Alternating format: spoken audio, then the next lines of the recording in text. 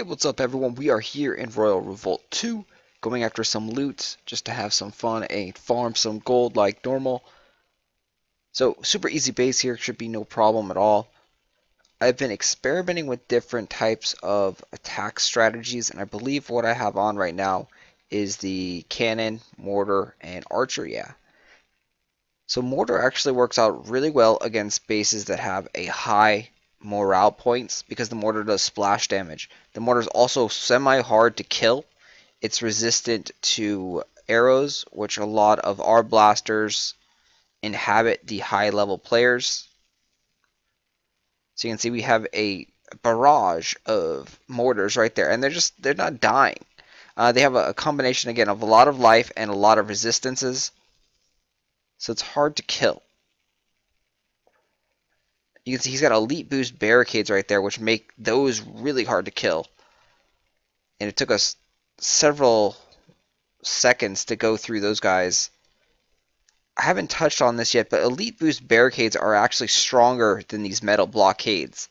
So you do want to level up the elite boost barricades.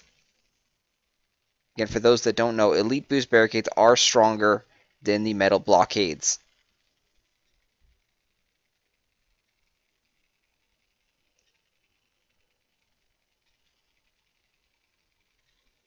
So we'll try and call those cannons down here, because otherwise they're just going to die off on that choke point.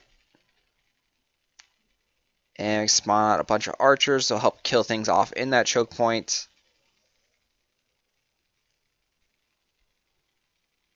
And now we've gotten up to the choke point, so we can actually help our troops, help our archers, help our cannons. And again, the mortars do help out tremendously with those choke points because the mortars stop there, throw the big toxic bomb on the choke point, and not only does it do a decent damage to the troops, but it also has a lingering poison effect that will stay on the ground even after the big spike bomb has gone away. And that lasts for about 5 seconds or so. Not sure exactly on the duration. It's somewhere between like probably 3 to 5 seconds. It does last for quite some time though.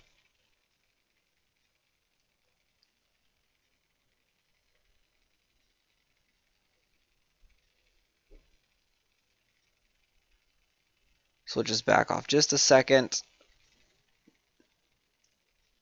And we're backing off so the troops can get up here and we can get 100%.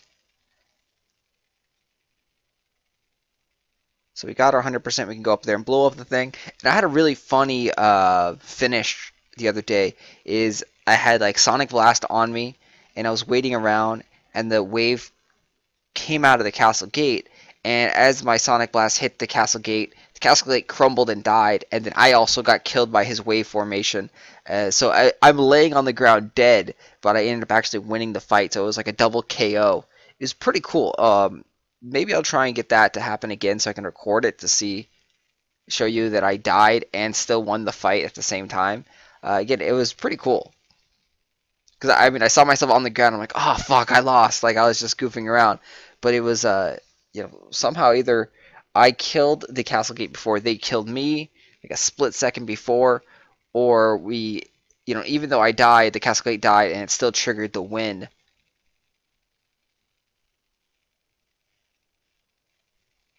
So yeah, we're going to search for bases, tons of loot, and wow, right there, tons of loot. That's what you look for when you're looking for loot. 637,000.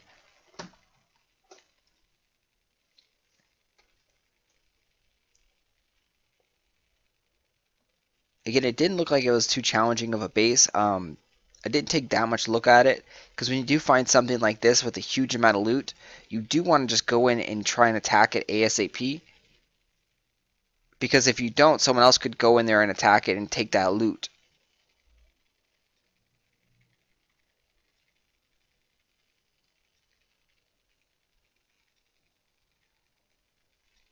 I'm going to call these guys back because there's a wave formation coming up at the choke point. So now if I call them back, they won't take any damage and that wave formation will move on.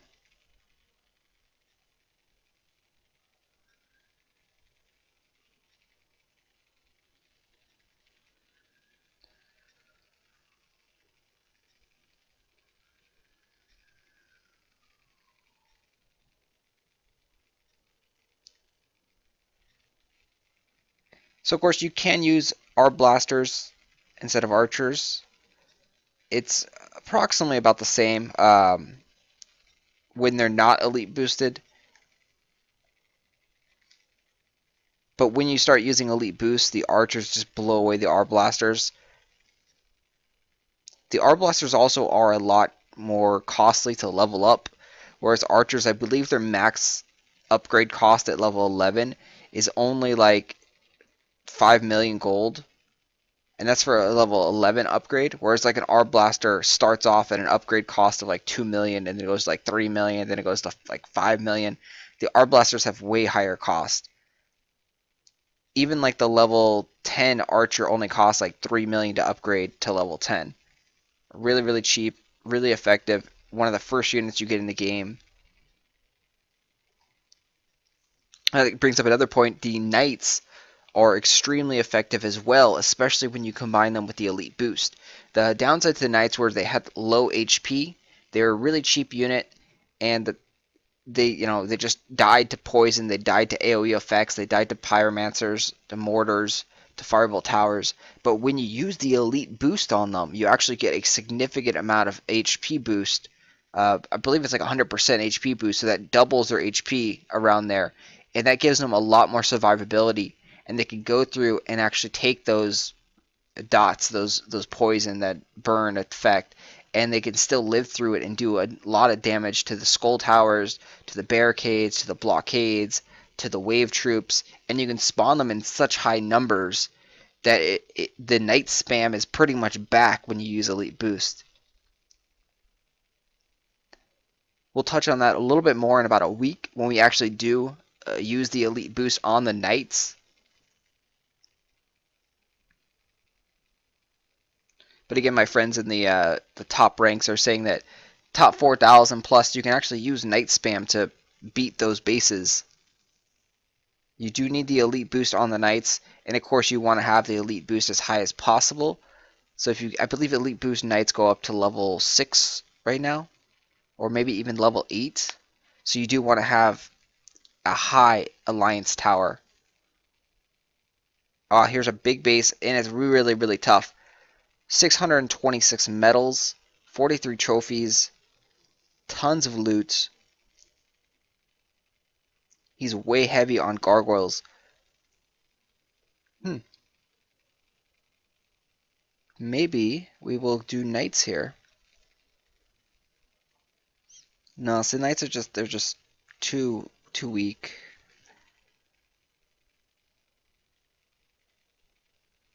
Alright, yeah, we'll go like this. Maybe should have taken out the cannons for pyromancers.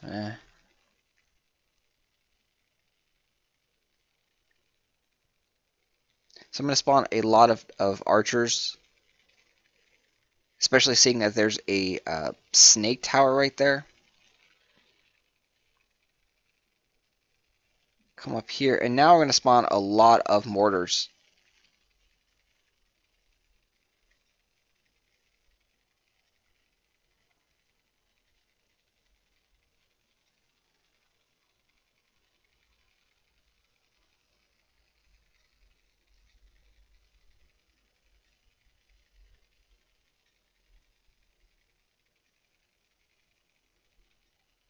So you can see a very deadly quarter right there. He has 2 snake towers protecting his firebolt tower. We're going to chill back here, build up some troops.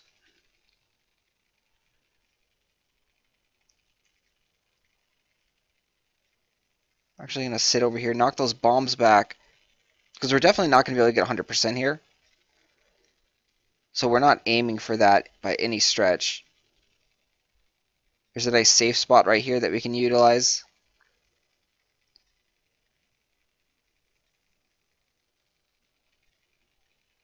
You can see we can't even really progress, and this is why his base is worth 600 medals.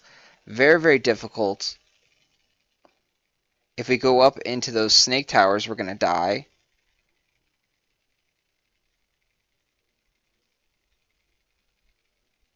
We're pretty much just getting nowhere.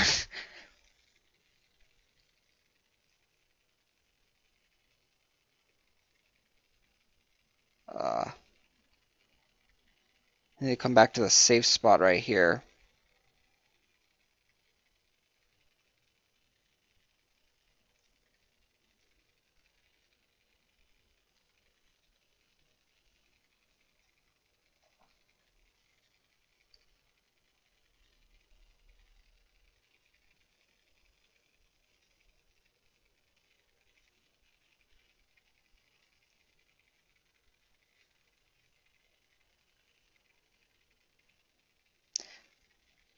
So yeah, I'm not even sure what the best strategy would be to combat this style of a base. This is a very, very effective base.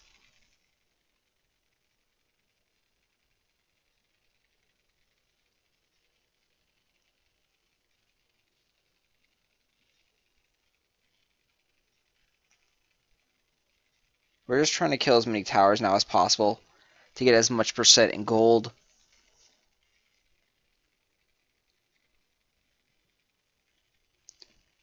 Yeah, only 22% there. Very, very low. A very, very strong base right there. I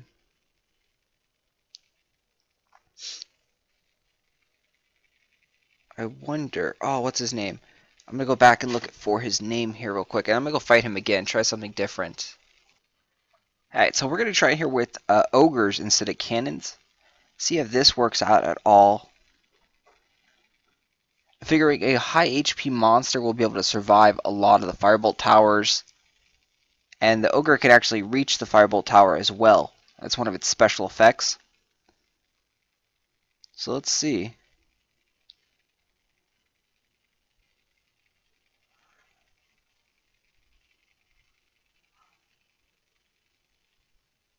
All those gargoyles.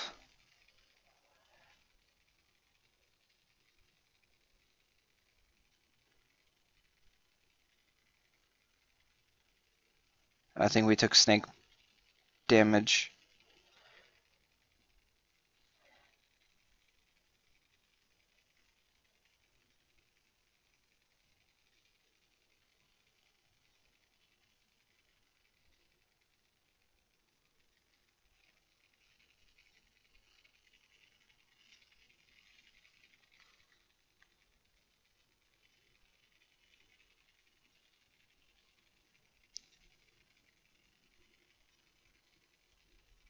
Alright, nice. So we have two ogres now. Let's see how this works out on offense.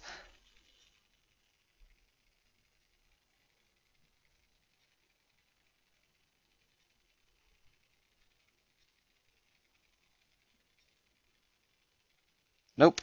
They don't work out very well. They just die. Poor little ogres. Oh fuck, we're dead.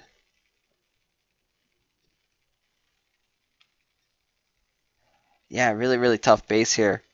I wonder what the proper strategy is to go after this. So if you guys got any suggestions, let me know. If you can beat this base, you can get tons and tons of metal. He is actually a lowish trophy base. It's only 3,400 it looked like there. So it is again Cindysonge. So great job there, Cindy. I love your base. It's very, very effective.